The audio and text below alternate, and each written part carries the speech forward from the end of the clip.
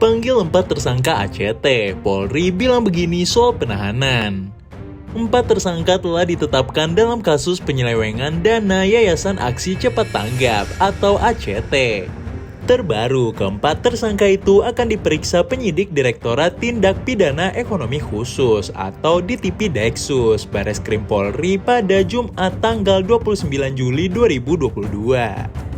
Selanjutnya akan ada panggilan tersangka untuk datang pada hari Jumat, kata Direktur Eksus Brigjen Pol Wisnu Hermawan saat dikonfirmasi di Jakarta Selasa tanggal 26 Juli 2022. Tersangka pertama adalah Ahyudin, yang pada saat tindak pidana terjadi menjabat sebagai pendiri, ketua pengurus, atau presiden Yayasan ACT periode 2005 sampai 2019, lalu menjadi ketua pembina tahun 2019 sampai 2022.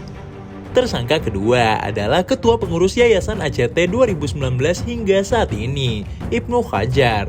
Selanjutnya adalah Haryana Hermain sebagai pengawas Yayasan ACT tahun 2019, kemudian sebagai anggota pembina 2020 hingga sekarang.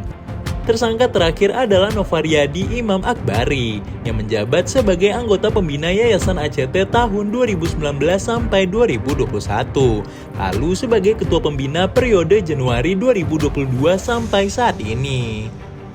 Dalam kesempatan ini, Wisnu menjelaskan bahwa pihaknya memang belum melakukan penahanan terhadap 4 tersangka pengurus ACT tersebut setelah penetapan mereka. Alasannya karena proses gelar perkara masing-masing berlangsung saat diumumkannya para tersangka pada Senin tanggal 25 Juli 2022 pada pukul 15.40 waktu Indonesia Barat. Mengenai apakah tersangka kasus ACT akan ditahan atau tidak, Wisnu mengungkap keputusan akan diberikan setelah mereka menghadiri pemeriksaan pada Jumat mendatang. Yang nanti diputuskan soal penahanan, kata Wisnu.